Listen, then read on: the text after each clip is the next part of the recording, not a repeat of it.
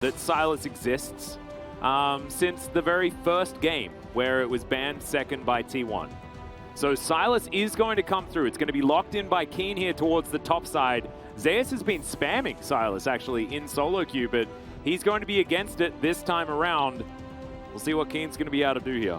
There are so many ways for the Silas to actually extremely hard win this lane if he's given resources. And so KWANGDONG FREECS might just actually pivot away from the Kalista Renata lane and play more defensively down there. Don't actually put it into the 3v3. We'll have to see whether it's going to work here as we hop onto the Rift for game number 3.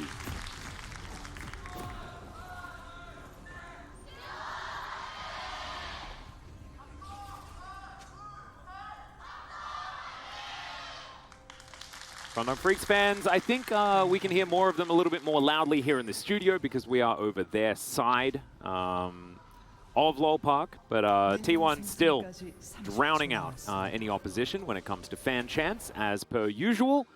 And we'll see whether that is going to help get T1 across the line here against KWANGDONG FREECS.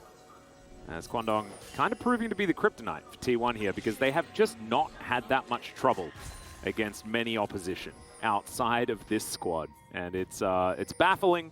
I don't have the answer.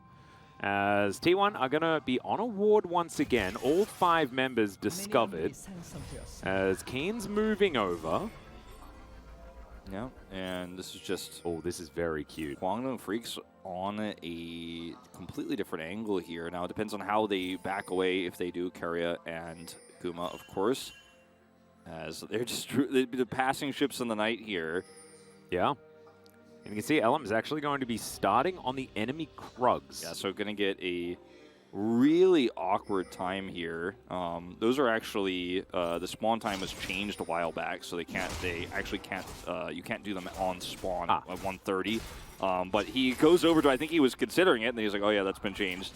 So you can't actually He did start in the position of the Krugs, they just weren't there yet. Yeah. You know? Exactly. That's what I meant. They were removed, I think, or that was changed so that the bottom 2v2s, the blue side, couldn't actually just get a Krug. Yeah. That was a million years ago. Yeah, that was pretty busted, so... Yeah. Old strategy as, okay, LM's down here, level 2. Yeah, and Kerry's been lit on fire already. The heal has come out as Gumayushi is real dead. That's the flash, that's the rend, and that is Teddy picking up first blood. Way more valuable to take out the Draven than it is to take out the Ashe in this case, so going for Guma instead of Keria there, having the already preemptively set up control of the lane. So not going to like hit 6 off of this wave that he shares with Faker or anything like that to look for a cast play. It's just a body slam he's looking for right now.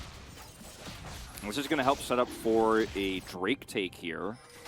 As Keen is, pinging this, like he's missing, he could be gone. Fate is going to show the respect. And because the Gragas in this early matchup is just going to play defensively, he's happy to just go back up and catch that top wave. He really wants to force something here, but he's not going to be successful. And it's going to speed his body slam. He's going to body slam to speed his way back towards the top side. Yep, Keria has to flash. Needed to avoid the handshake. A lot of respect here from the T1 bottom lane now after how these lanes have gone recently. I would have thought that actually if this lane was sort of left on its own, as I think that cannon actually didn't get picked up, which is a bit unfortunate, but given the early kill, Teddy's been able to stabilize this and create the lane advantage. But otherwise, you'd imagine that Draven Ashe would have just the fact that Zeus so handily won the 1v1. As you can see, KWANGDONG FREECS able to start off this Rift Herald. This was a monopoly for T1 last time around. And they're looking to try and repeat that situation as Elm's on vision. There is the Weaver's Wall. Q is going to land, but Elm secures it. Not able to secure the eye just yet, but a cask flies out from Keen, who just hijacked that one, and that is going to allow Elm to go on over and collect himself the Eye of the Herald as Gumayushi is just chilling here in the mid lane. A wave on the bottom side of the map is just going to go to nothing, as a cannon, I believe, was still there on KWANGDONG FREECS side, but not on T1 side. Yeah. So it should be pushing towards T1's turret. But T1 are just basically a cash-in away from being able to start that snowball rolling. And KWANGDONG FREECS have to do their very best to deny it. as long as is humanly possible, and they may have to do it forever. As Gumushi takes a fair bit of damage here, but Fate's Call is going to be traded. Okay, Handshake's going to get a cleanse out as well. As Zeus is down here, there's the kick flash, and there's a surprise Gragas, as well as Gumushi is not going to go down. The stick's not rendered out there, and Teddy is going to be taken. Ellum wanting to rotate over. He's the one with Eye of the Herald, but it's T1 that are collecting the plates. Yeah, Fate does not have teleport, is backing at a really awkward timing here. Faker about to get his Weaver's Wall back up, so this is a pick that leads into a Drake take here for T1. It looks like that's the idea they wanted to set up here. Faker does now have his Weaver's Wall coming back, but with Keen rotating over just vanilla, doesn't actually teleport anything like that. The Drake will go over to KWANGDONG FREECS, but this is a really nice setup play here for T1. Trying to force picks bottom side, grab plates and a Drake, but it will actually be KWANGDONG FREECS who end up taking this in the end. It was a very greedy attack angle here for T1. It only works if Owner has the kick flash and executes it well, and he did. Yeah. So, you know, one thing we can always trust is Owner is not going to mess that up. So, good. A lot of money going over to a Draven. Like you said, you were waiting for it, and boom. Suddenly, T1 back on the map, tying up the gold. Absolutely.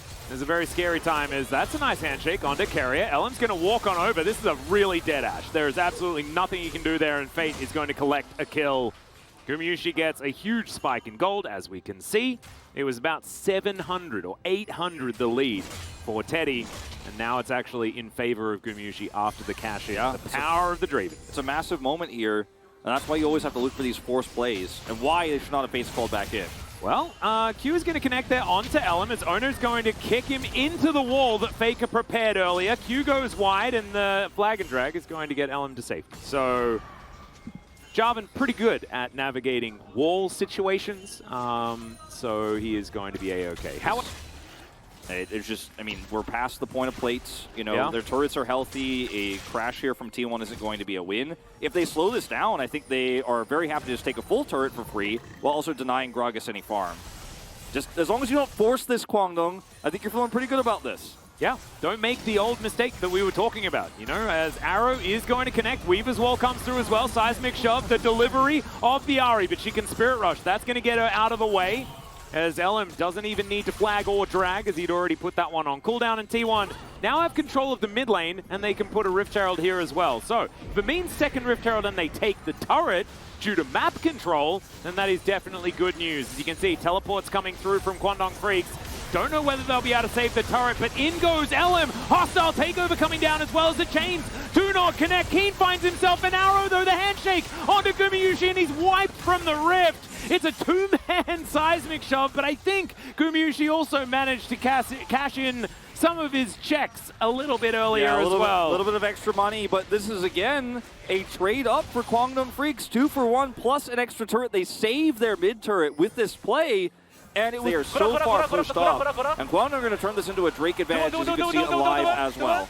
Oh, man. Mohan played that just amazingly. All right, a lot of stuff happened. Drake was secured, like you were talking about, by KWANGDONG FREECS, but T1 are going to be able to grab themselves the outer turret as I stutter for a moment because an arrow flew by, and the majesty of it really does leave me a little bit speechless. We're given a little bit of pause for a moment. Yes. You need to witness the arrow as it just drifts by into the ether to circle Runeterra forever. Zeus just throwing barrels around, as Gragas is wont to do. Vision control still here for T1. Yeah, it's tank Gragas, so you're not too worried, but it's a good item build here, but there's a lot of power in this collector here second. You can see just barely ahead of Teddy, despite being like 20 CS down and the extra kills that Teddy picked up. As KWANGDONG FREECS, once again, they have Kalista. They have a lot of damage here on Baron, so just trying to preemptively set that up for the spawn here, so T1 have to juggle between top and bottom sides of the map here. Well, we've got a big zoom out as Faker and Owner are closing in, but good vision available for KWANGDONG. No sweep to come through from Faker. So he's spotted on that Pixel Brush. King just getting up here towards his top lane, and as you can see, he's 50 CS ahead because Zeus has been out of lane the whole game. Exactly. The fact of the matter is Zeus has had to kind of pick up the pieces of T1 when they've lost control of bottom side. He had that teleport to the bottom side to try to look for the gank there. Teleport disadvantage meant that he lost out when Keen had the teleport advantage bottom side and was able to get all that extra farm. Keen is playing a beautiful macro game with a Silas pick here. Not the strongest side laner you always think about on the top side of the map, but he's been given so much extra gold. He has a stopwatch here too. T1, while they're hitting these item spikes, right, with the 2-item Draven, right, the 2-item on the Talia, unfortunately, the Sylas is just also so strong, has the stopwatch, and I just don't think they're set up to take a real traditional 5v5 team fight unless they can cheat it somehow with a great Weaver's Wall. Faker's going to be able to try to trade this for a turret here on the bottom side. KWANGDONG FREECS going to commit the teleport to shut it down. Keen always in position, man, and Fate is actually the one who commits it this time around. But they have 2 teleports, yeah, so they do. They have the choice. No, and I was actually expecting it to be Keen making up for his teleport woes. Isn't super good, but this time around he's building crit, and so that certainly helps out as far as that scaling call is concerned. If it was another Eclipse, then we probably wouldn't be talking about it as much. LM really shut down the Draven win condition for mid-game as Arrow comes through. Yeah, going to connect there onto Moham, who's just CC'd forever. Teddy's like, all right, you've taken enough, and pulls him out of there. But Keen is just side-laning over here. Yeah. Again, he's just getting away with this. He gets half a turret. Nice little body slam there as Keen is going to return the favor. T1's coming over, though, as Keen throws down a barrel. Body slam comes on through as that's a flash. It's going to get Keen's flash in response. T1, don't chase too far here. Do not have vision. Carry is like, all right, I'm going to drop a ward. We're going to check. We're going to back away. It's very scary for a moment there. I thought they were going to overcommit as Zeus does lose flash for this. So it's a flash trade. I just don't see T1 in the game. This is supposed to be his win condition. Oh, good flash from Moham, but he's still hit by the Q. Not going to be Ona going in on it just this time around as Keen collects himself an arrow. Can he deny Ona from getting in and stealing this? And of course the answer is absolutely not, as LM just going to get face-to-face with T1 and does eventually get himself out. Uses the cast to taxi after the flash. The KWANGDONG FREECS kind of just left here looking a little bit silly after they lose the Drake because Ona's smites are too good. Yeah, I mean, Ona's smites are so good. They also lose a flash. Weaver's Wall. The seismic shove onto Teddy as Whirling Death is just, it's going to be shield bowed. So I look a little bit silly, but Teddy is going to be alive. However, T1 should be able to get themselves a lot of damage on this inner turret, if not just the inner turret itself. And for the first time, Keen is not just freely side laning while this is happening, so this is just a win on all fronts here for T1. Yeah, they have to use a lot of resources here, but flashes were expended defensively. This is what T1 does, man. They win a team fight or are able to win an objective fight, and it's almost like they got Baron with how much they push with it. Yeah. They are almost able to take out that inner turret, take the extra goal, but it's going to give them prio here for Baron. These are the small wins. Faker, Weaver's Wall coming back up, so can just go ahead and go back home and reset for this. Kane off to the side. Look out for which ultimate he's going to steal. It will be the barrel. Cast comes out there from the Gragas as Fate diving forward. He's able to get himself out of there as they secure the turret, and they use the explosive cast that was stolen away in order to get themselves the disengage. I like that a lot, as the Everfrost just going to be used to try and move Ona away from them.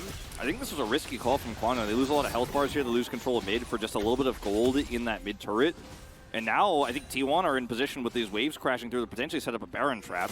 Another arrow is going to connect onto Moham, as Fate's goal is going to make sure that he doesn't get picked up by the seismic shove. LM moving out of vision here, but the Q from Ona does give away the fact that he was spotted. As Kane looking to replace that with a different ultimate. Ona's flank angle is also massive here. Yeah, Banshee's Veil from Fate is going to protect him, but it's not going to protect the others as Ona continues to lurk outside of vision. All right, we're clearing out wards where we can on the KWANGDONG FREECS side. Is that control ward actually probably going to be very important as Keen's wrapping around himself. LM also looking to come in. Let's see what the hijack is going to be, is now Zeus. Not exactly the priority target as Fate's call comes on through. Handshake goes wide as Ona is going to have the kick stolen away and used against him. Hostile takeover comes in as well, as now LM's going to get healed. Zeus now finds himself in the front line, but without too many options. But Moham's going to get picked off. Gumayushi cashes in yet again, and KWANGDONG FREECS are scattering to the hills. Oh, now they're trapped as well by the Weaver's Wall. Looks like Teddy will be able to get away. Does have flash, and of course his dash there with the auto. Gets over the wall, now has the flash. Yep, is able to make it out, but Faker is going to flash on over. I think seismic shove should be up again pretty soon, and there it is. Teddy is going to be trapped in there and will be taken down by Faker this time. Man. T1 now can just go to the Baron themselves. Faker with 2 massive seismic shoves in this neutral fight. Then the pick there onto Teddy at maximum range, picks it off, and now this is Baron going over to T1. KWANGDONG FREECS had about a 10-second window where they could have tried to force a Baron fight and a turn. They neither committed to trying to collapse onto the Drake nor started the Baron. They gave this neutral fight over to T1.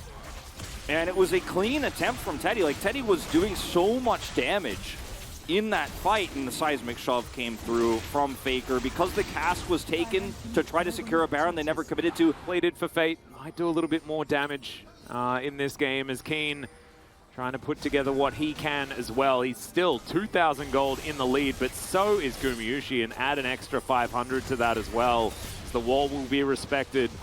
Faker puts that one up, and there is no crossing it for KWANGDONG FREECS, not this time. The wave clear is not amazing here for KWANGDONG. They don't have great defensive options with no angle for Fate. He's basically a useless mid laner at this stage of the game when Baron is up and your waves are getting pushed in. Man, he has picked up That's a bunch of gold. 79, 700, the highest he got this game in 1 kill. But that's, I think the observer's just showcasing, it looks like Teddy has just been dunked on all game if you look at that number right now, but it's really just the nature of Draven. And he didn't get the accelerated lead he wanted, was shut down by Ilum in the early parts of the game, but later on, his team has just set him up for success, and KWANGDONG FREECS, once again, just not decisive enough when it matters most around the vision control they had on Baron. They hijacked too early, and they gave T1 a chance to just pop off mechanically and have a beautiful fight, a chance they shouldn't have been given, but they were, and they didn't drop the ball. 5,000 gold up now. Yeah, exactly. Gumayusi basically printing money here, Wolf, as another arrow is going to sail by. I'm running out of words to use, as Carrier has just been pressing that button on cooldown over and over again. And he can, because he's Ashe with this build, and he has a heck of a lot of ability haste, and it's going to be back up very, very shortly. I like the Mikhail's adaptation here for Mom, so Teddy doesn't have to spend money on the QSS this time around in order to deal with the CC and the setups that T1 have. But the fact of the matter is Teddy's still a very low-range AD carry here against a Draven that's now passed him significantly in gold and items. So we can't duel that one out. We'll have to deal with kicks, casks, etc. Ashe hat now as well. 1-0-2. Just a pretty smooth game for Faker, as an arrow is going to land this time around, and the follow-up is pretty amazing, but Fate does make it underneath his turret, as the cast was not exactly optimal. That was so close. So close to being an insane pick, though, with Carrier having that arrow finally connect. The follow-up is there with the kick, or rather the Sonic Wave from Owner. Time in this series. Yeah. But they're going to be able to win it in the end. As you know, KWANGDONG, the game's not over yet. The Nexus is still up, but now it's sole point to T1. Baron spawns in 30. KWANGDONG can't be anywhere near it. A miracle has to happen. They might have one last team fight. And as KWANGDONG, like, you can't even approach the Baron. You have to push waves to try to start something. Guma. Yeah, Cataclysm, and Gumayusi's just going to kill Ellen. He does eventually flash, and the GA is going to go down as Zeus overextends into the entirety of KWANGDONG FREECS. So that is going to be a pick, and they get the flash and cleanse out of Gumayusi. Okay, so now you have the choke point controlled. Silas can have another hijack. He's level 16. Maybe this is the miracle. Zeus gets greedy for the flank, and now they're a man up. And Arrow is going to go wide there as well. That'll be up in 3.5 seconds, as Kane looking for his as well. You've got to be decisive, KWANGDONG. You're never going to get another chance like this. Never, ever. You better be on that Baron right now. You've got choke point control. You've got an Ashe arrow. You can't be timid here. This is your chance. This is your moment. You're never going to get another opportunity. Cannot believe they're not starting this one up. There's a scuttle here. T1 now back on the Baron. They can't start it anymore. They had a tiny window, and they needed to be more decisive. I think it's still hard, and they might still lose it. Only going to get charmed as, Pathing going to troll him there a little bit. Arrow is going to sail wide once again. I mean, Zeus is back up. Teleport's back up. You had a chance. I'm so frustrated with KWANGDONG when they have these windows. Well, like, it's still because greedy, of the teleport, I don't think they even really had a window, right? Because Zeus is going to be back up before they can actually kill the Baron. And T1 has so many options as far as, like, making it difficult with Weaver's Wall and all sorts of other things. I can understand why they're scared. I can understand why they're scared, but I mean, they should be way more scared of this. Good luck, KWANGDONG. You're walking at a Baron now. You could have been the ones turning on it, and you are never going to have this angle now. Keen has hijack. Let's see how good it is this time. T1 back away. Yeah, well, Weaver's Wall going to try and break up the fight as now Keen finds himself completely alone. He has to flash, but is he out of danger as Elim is trying to be the hero and chase after him? Gumayusi now stuck inside the Cataclysm and he has no flash. The kick comes back as Keen is still alive. Teddy locks down the first kill. Hostile takeover is exactly that right now as Carrier trying to be a stand-in AD carry, but he doesn't have the items for it. And there is the chain that comes back from Keen. Just amazingly played. Carrier, I don't think he can do this by himself as the arrow will come in, but it doesn't do enough. Is this KWANGDONG turning the game around? I mean, it's Elim turning this game around. Another Cataclysm play on to Guma. He finds an angle, locks him up. This time he doesn't have flash. First one takes it away. Second one is enough to kill the AD carry. And yeah, Carrier trying to be a stand-in. KWANGDONG Freaks here just don't have the damage to take Baron, so they won't get that edge. Has about a 0-second cooldown, as you can see. It is ticking around pretty quick. Should be able to grab a cask next time around. Of course, individual ultimates have their own cooldowns, and so you can't just spam the same one over and over, but he does have quite a few options. Fate isn't seen here. Could look for Gumo, still doesn't have flash. Over the wall! Not going to be able to get there as he was inside the Hex Gate, but can they win the team fight is going to be the question as Elim going down very, very low. Gumayusi just fighting in the back of the pit. It's the Thunderdome, it's the Colosseum, and he's doing so much damage! Moham's now going to have to walk this one off as T1 obliterate the team fight. Doesn't have flash, but he's got a cleanse, and Guma does 8,000 damage in this team fight as Fate tried as he might to try to get that backline kill, take out the AD carry. That was the name of the game. Elim took flash, took him out there, prevented the Baron, but at the end of the day, they still had to force a fight into a choke point. The Thunderdome that T1 set up, and that's the last kill of the game as T1 will march down to take what's theirs. A very close series, one that lived up to the revenge storyline we set here as KWANGDONG won it in the first round robin, but T1 will take the narrow 2-1 victory in the end. What a series, Atlas. Yeah.